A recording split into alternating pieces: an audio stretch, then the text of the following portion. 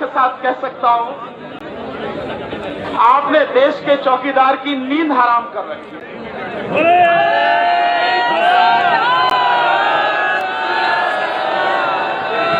मोदी जी बेचारे कभी गुजरात चले जाते हैं, कभी मध्य प्रदेश के किसानों को संबोधित करते हैं, कभी कहीं फिक्की में जाते हैं, कभी कहीं जाते हैं, मतलब उनको चैन नहीं है। आपने इतना बेचैन उनको कर रखा है। और मुझे एक कहानी वो याद आती है कि किसी जंगल में एक बंदर को जो है नेता बना दिया गया, जिता गया राजा।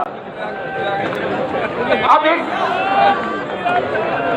एक समस्या सामने आ गई, तो कहे भाई राजा महाराज जरा चलो, आप नेता हो, आप हमारे जरा चलो।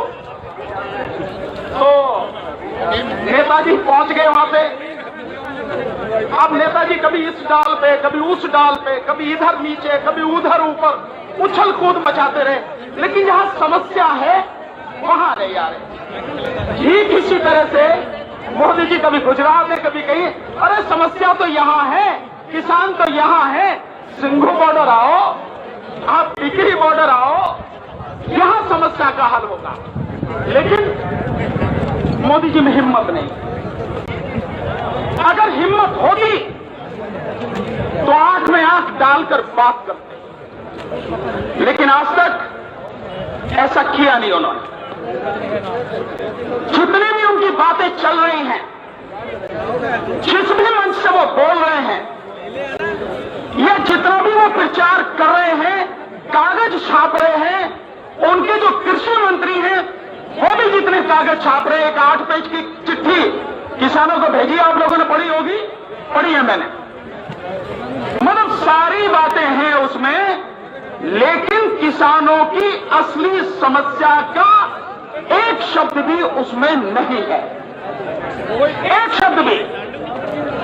और मैं सिर्फ इतनी बात कहना चाहता हूं उनसे, प्रधानमंत्री जी, आपके कृषि मंत्री, आपकी पार्टी के चाणक्य और जितने भी आपके आरएसएस के सब लोग हैं, आप जो कानून है उस कानून पर बात करो। आप ये नहीं कि कानून अच्छा है, इतना अच्छा है, ये हो जाएगा, हमने किसानों की भलाई के लिए ये किया, वो किया।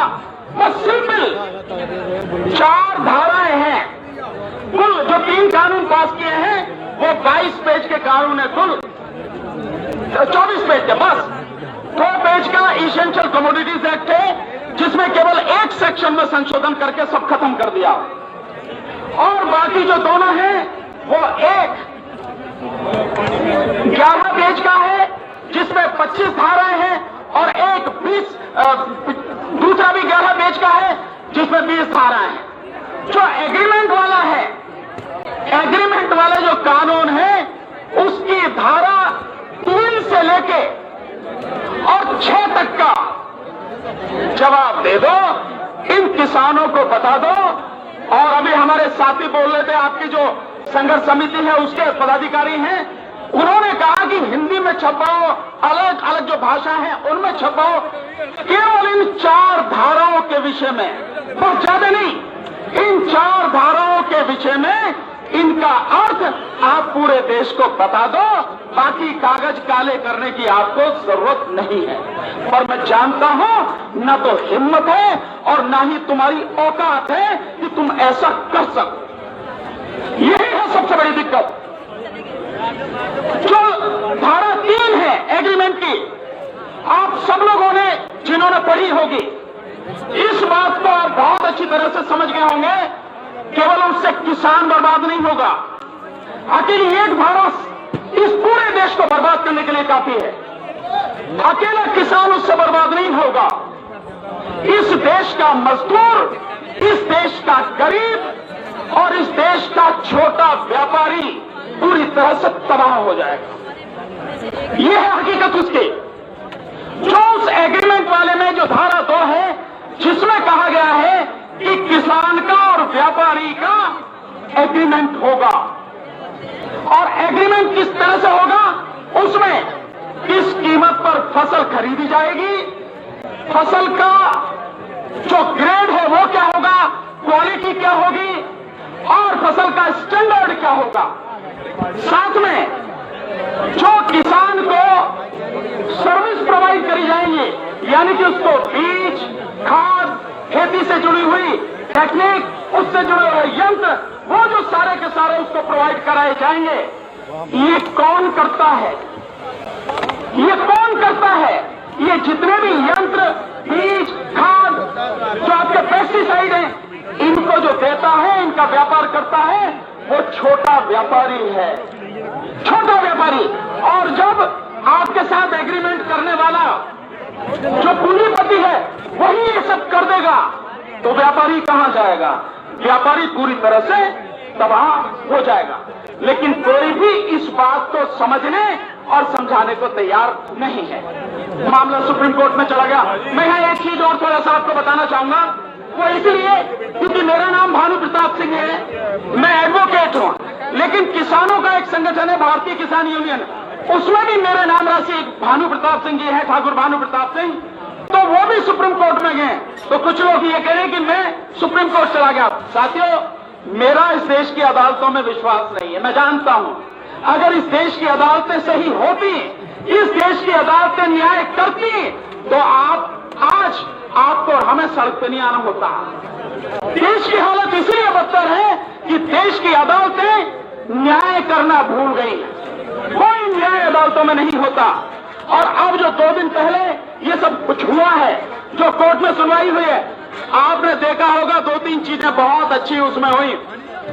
कोर्ट ने कह दिया किसानों को आंदोलन करने का अधिकार है, हम उन्हें नहीं हटा सकते। क्यों कहा?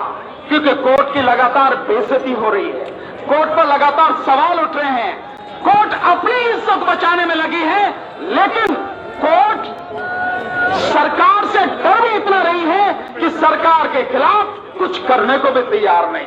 ये स्थिति है। सो ये जो अदालतें हैं, ये सही होती तो ये हालत हमारे नहीं होते। एक छोटा सा उदाहरण बताऊंगा, आप इसको समझेंगे साथियों। लॉकडाउन सरकार ने किया। कायदे में तो सरकार को कोरोना में जो लॉकडाउन किया था, उस समय केवल 500 ही कोरोना के मामले थे, केवल 500। लॉकडाउन करने से पहले सरकार को समय देना चाहिए था कि भाई हम ये करने जा रहे हैं, जिसको जहां जाना है वो जा सकता है, क्योंकि उसके बाद देश पूरी तरह से बंद हो जाएगा। समय देना चाहिए था, समय दिया नहीं। और उसके लिए व्यवस्था भी करनी चाहिए थी रेल की, बसों की, ताकि लोग अपने घरों तक पहुंच जाएं। कुछ भी नहीं किया सरकार ने। और जैसे मोदी जी करते हैं, क्योंकि मोदी जी का अहंकार, मोदी जी की ईगो इतनी ज्यादा है कि उसके सामने वो आदमी को आदमी नहीं समझते। ये स्थिति है। तो सरकार ने लॉकडाउन कर दिया और उसके बाद 1 महीने बाद जब थोड़ा सा खोला और मजदूर अपने घर जाना शुरू हुआ, तो आपने देखा होगा कि किस तरह से मजदूर सड़क पर मरा, रेल से कट के मरा, एक्सीडेंट में मरा। लेकिन तब भी सुप्रीम कोर्ट के कान पर जू तक नहीं रहेंगी। सुप्रीम कोर्ट ने जो भी पिटीशन डाली गई सबको खारिज कर दिया। और जब देश की कई हाई कोर्टों ने जो मजदूर हैं उनके फेवर में फैसले दिए, आदेश दिए, तब जाके 62 दिन बाद सुप्रीम कोर्ट के कई एडवोकेट द्वारा चिट्ठी लिखने के बाद सुप्रीम कोर्ट ने सुनवाई करी। और जब तक सारे मजदूर अपने घर पहुंच चुके थे। इसका मतलब साफ है कि अदालतों को देश की जनता से, गरीबों से कोई लेना देना नहीं है। नहीं तो उन्हें दिखता नहीं है कि क्या हाल हो रहा है, लोग किस तरह से मारे मारे हैं, लोगों को खाने के लिए रोटी नहीं है। ये स्थिति हो गई है। करोड़ों लोग बेरोजगार, मोदी जी की वजह से 35 करोड़ लोग इस देश में बेरोजगार हो गए हैं। दिखाई नहीं देता क्या सरकार को? और अब स्थिति क्या आ रही है? आपकी ताकत के सामने, बहुत सही कहा पहले साथियों ने, आपकी ताकत के सामने मोदी सरकार के घुटने बस टूटने ही वाले हैं। यहां तक स्थिति पहुंच चुकी है। इसलिए अब क्या कहा जा रहा है? अब कहा जा रहा है कि मोदी जी की इज्जत का सवाल है। बीजेपी के 2 नेता अभी ग्वालियर में कृषि मंत्री ने जो मीटिंग की, उसमें कहा कि अगर मोदी जी की छवि बिगाड़ने की कोशिश की जाएगी तो हम वो नहीं होने देंगे। सुनना इस बात को, मोदी जी की छवि, यानी लोग मर रहे हैं, संघर्ष कर रहे हैं, हमारे 20 से 25 से ज्यादा साथी शहीद हो चुके हैं, इससे कोई उन्हें दिक्कत नहीं है, मोदी जी की छवि से दिक्कत है। यही बताऊंगा कि असली दिक्कत क्या है। मोदी जी की छवि खराब करेंगे, हम वो होने नहीं देंगे। दूसरा, एक इनके बीजेपी के आरएसएस के नेता हैं, उनका कहना यह है कि सरकार पीछे नहीं हटेगी क्योंकि ये मोदी जी की इज्जत का सवाल है। इज्जत, छवि, इसका मतलब यह है कि एक अहंकारी व्यक्ति की छवि, अहंकारी व्यक्ति का जो सारा माहौल इन्होंने बनाया है कि यही सब कुछ है, मोदी जी जो कर दे वो सही है, उस पर किसी तरह की आंच नहीं आनी चाहिए। उसकी छवि, उसकी इज्जत देश की 135 करोड़ जनता से ज्यादा बड़ी हो रही है। ये अहंकार है उसका, और इसी के लिए सारी चीजें की जा रही हैं। लेकिन अंदर से सरकार की हालत इतनी बुरी है कि जो सोच नहीं सकते हैं लोग। इसलिए मेरा आपको फिर से नमन कि आप लोगों ने जो फैसला किया और आप लोगों ने इस आंदोलन का जो नेतृत्व किया, उसने सरकार के छक्के छुड़ा रखे हैं। ये सरकार की हालत है। और एक चीज साथियों, ये सही बात है कि आंदोलन का नेतृत्व आप कर रहे हैं, यानी पंजाब और हरियाणा, लेकिन पूरा देश आपके साथ में है।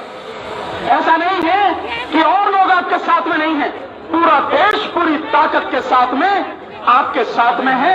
सरकार को यह पता है, इसलिए सरकार जो बातें कर रही है, काम की कोई बात नहीं है। कानून की बात करो ना, जो कानून तुमने बनाया उस पर चर्चा करो, उस पर बात करो, तब पता लगेगी ना आपने कि आपने क्या किया है। इसलिए मैं आपको, क्योंकि ज्यादा समय नहीं है, साथी खड़े हैं, मुझे आवाज ही लगने वाली है कि मैं अपनी बात बंद करूं। आगे फिर कभी मौका मिलेगा कहूंगा। बातें तो बहुत हैं कहने के लिए, लेकिन एक बात जरूर 2 मिनट में आपसे कहना चाहूंगा। मेरे अनुभव के हिसाब से, मेरी समझ के हिसाब से, इस देश में समस्या केवल कानून नहीं, कानून तो कितने ही बनते हैं, लेकिन सरकार जिनको लागू करना चाहे लागू वही होते हैं। अगर आने वाले 100 साल तक इस देश में आप एक भी कानून मत बनाइए, लेकिन जो कानून है ईमानदारी से आप उन्हें लागू कर दीजिए, इस देश की पूरी सूरत ही बदल जाएगी। ये देश दुनिया में बहुत आगे निकल जाएगा। लेकिन बेईमान सरकारें, उनकी नीयत खराब है तो अच्छे कानूनों को लागू नहीं करती। ये जो सरकार है, कानून दिक्कत इसलिए नहीं है कि लागू करने वाले, बनाने वाले कौन हैं। इन सब कानूनों को बनाने वाले और इनको लागू करने और न लागू करने वाले कौन हैं? वो है सरकार। और आज की तारीख में पिछले 7 साल से देश में कौन सी सरकार है? वो है एक अहंकारी व्यक्ति, मोदी की सरकार। तो सबसे बड़ी समस्या है मोदी, सबसे बड़ी इस देश की समस्या है भाजपा, और सबसे बड़ी इस देश की समस्या है आरएसएस। जब तक इनको उखाड़ कर नहीं फेंका जाएगा, आपकी हमारी समस्याएं किसी न किसी रूप में आज नहीं तो कल, कल नहीं तो परसों बनी रहेंगी। कभी इस रास्ते से, कभी उस रास्ते से, ये बरकरार चूकी तू रहेंगी। इसलिए समस्या जो है वो है समस्या मोदी, आरएसएस और भाजपा। और इनको आपकी परवाह किस लिए नहीं है? क्योंकि इनको आपकी वोट नहीं चाहिए, देश के लोगों की वोट इन्हें नहीं चाहिए, क्योंकि इनके पास वोट लूटने के लिए एक मशीन है जिसे आप और हम ईवीएम के नाम से जानते हैं। मैंने पहले ही, जब जिस दिन पहली बार मुझे यहां मौका मिला, मैंने कहा था इस आंदोलन में ईवीएम को शामिल कीजिए। आप ईवीएम को शामिल करके ये आंदोलन बहुत बड़ा आपका हो जाएगा, क्योंकि ईवीएम जब तक है तब तक आपकी कोई जरूरत नहीं है। सरकार बनाने के लिए, केंद्र सरकार के लिए उनके पास सारे हथकंडे हैं और वो मशीन है, तो आपकी वोटों का कोई मतलब नहीं है। सरकार वही डरती है, पार्टी वही डरती है लोगों से जिसे उनकी वोट चाहिए, लेकिन इन्हें वोट की जरूरत नहीं। इस बात को गहराई से समझो। और ये बात मैं यूं ही नहीं कह रहा हूं, मैंने इस पर जबरदस्त तरीके से आंदोलन किया है। 30 मई 2019 को जिस दिन इस सरकार ने दोबारा शपथ ली थी, हमने जंतर मंतर से लगातार इस सरकार के खिलाफ आंदोलन किया।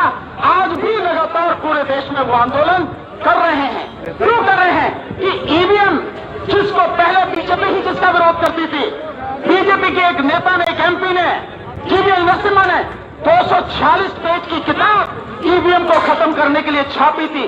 वही बीजेपी आज ईवीएम के पक्ष में है। सुब्रमण्यम स्वामी ने सुप्रीम कोर्ट में रिट डाली, लेकिन वही सुब्रमण्यम स्वामी बीजेपी में एमपी बने हुए हैं और बीजेपी उसके ईवीएम के पक्ष में है। और उसको बचाने के लिए वीवीपैट मशीन भी ला दी गई। आपको ध्यान है, अभी बिहार में चुनाव हुए हैं, ईवीएम मशीन का क्या घपला है, इस तरह से आप समझो। बिहार में एक लखीसराय जिला है, वहां पे जब गिनती हो रही थी, ईवीएम के मशीन से जब गिनती होनी थी, मशीन खराब निकली, तो उसकी जगह उसकी वीवीपैट की जो मशीन थी उसको लाया गया। और आप जानेंगे 265 वोटों में से एक भी पर्ची वीवीपैट मशीन में नहीं निकली। ठीक इसी तरह से जब 2019 का एमपी का चुनाव हुआ, तो इलेक्शन कमीशन की जो रिपोर्ट है उसके हिसाब से 373 लोकसभा सीटों पर जितनी वोटें पड़ी, उनसे ज्यादा वोटें 8,000 से लेकर 18,000 वोटें ज्यादा निकली। तो ये बताए कि निकली कहां से? इलेक्शन कमीशन ने आज तक उसका जवाब नहीं दिया। इलेक्शन कमीशन ने इसका भी जवाब नहीं दिया कि जो वीवीपैट की पर्चियां थी उनकी गिनतियां ही बता दो। आज तक उसका जवाब नहीं दिया। क्यों नहीं दे रहे हैं? देना चाहिए, लेकिन आपकी नीयत खराब है। और इलेक्शन कमीशन क्या, सीबीआई क्या, सीवीसी क्या, सीएजी क्या, इनकम टैक्स डिपार्टमेंट क्या, सारे के सारे डिपार्टमेंट सरकार के गुलाम बने हुए हैं। यहां तक कि अदालतें भी इतनी हिम्मत नहीं कर पा रही कि सरकार के खिलाफ कोई काम कर सके। ये स्थिति है यहां पर। इसलिए साथियों, मेरा मानना यह है इस आंदोलन में ये मुद्दे भी शामिल होने चाहिए, क्योंकि हम लड़ाई बेशक जीत जाएं, कल यही जीत के बैठे रहेंगे सर पे, और फिर उसका ये होगा नतीजा कि किसी न किसी तरीके से ये सारे वही काम करेंगे जो देश को बर्बादी के लिए। क्यों करेंगे, इसको समझने की जरूरत है। जिस देश का प्रधानमंत्री वो उद्योगपति की चौखट पर गुलामी करता हो, इससे ज्यादा भयानक स्थिति देश की और क्या हो सकती है? यह है हमारी स्थिति। इसलिए समझना जरूरी है, क्योंकि उन्होंने गुलामी करने का जो बीड़ा उठा लिया है, उसके लिए उनके बस हम दो और हमारे दो, यानी कि मोदी जी और अमित शाह और उनके दो अंबानी और अडानी, बस यही है, बाकी देश की जनता नहीं है। इसलिए इनको सबक सिखाने के लिए 1 मिनट में अपनी बात खत्म करूंगा। साथियों, ईवीएम का मुद्दा बता दिया। अब जो हमें करना है, अंबानी का, अडानी का और लाला रामदेव का, इनके जितने भी प्रोडक्ट हैं, जितने भी उत्पादन हैं, इनके जो भी सब कुछ, सबका हमें पूरी तरह से बहिष्कार करना है। आपने अंबानी की चीख सुनी होगी, सुनी नहीं? TRAI में गया है, telephone regulatory authority of India, उसमें जाके अंबानी ने एप्लीकेशन डाली है कि भैया ये वोडाफोन वाले और एयरटेल वाले हमारा जो जियो का सिम है उसको पोर्ट करा रहे हैं। अबे उनसे क्या करा, तो हमें आके बताना, हम करवा रहे हैं, हम बोले उसके विरोध में कि इसका बहिष्कार करना है। तो चीख आपको सुनाई देने लगी, और ये चीख आपको जो कृषि मंत्री है, कृषि मंत्री के 8 पेज के लेटर में, उस चिट्ठी में भी इस चीख की गूंज आपको सुनाई देगी, जब वो कहते हैं वोकल से लोकल। इसलिए हमें इनका पूरा बहिष्कार करना। अडानी का फॉर्चून, तेल, आटा, चावल, जो भी कुछ है, अंबानी का, रिलायंस का पेट्रोल, डीजल, रिलायंस का ये जो जियो है, और जितने भी सामान है, इनके डिजिटल, उसके जो 8,784 डिजिटल स्टोर है, सबका बहिष्कार, पूरी तरह से बहिष्कार। यही एक हमारे पास हथियार है जो इनकी रीढ़ की हड्डी तोड़ देगा। बहुत बहुत शुक्रिया, आपने मुझे समय दिया, सुना। बहुत बहुत जो ये किसान मजदूर संघर्ष समिति है, बहुत बहुत शुक्रिया। अगर आप चाहते हैं गरीब हर वंचित इंसान की आवाज आप तक पहुंचे, तो हमारे चैनल को सब्सक्राइब करें और बेल आइकन का बटन दबाना ना भूलें। देखते रहिए बहुजन हलचल न्यूज।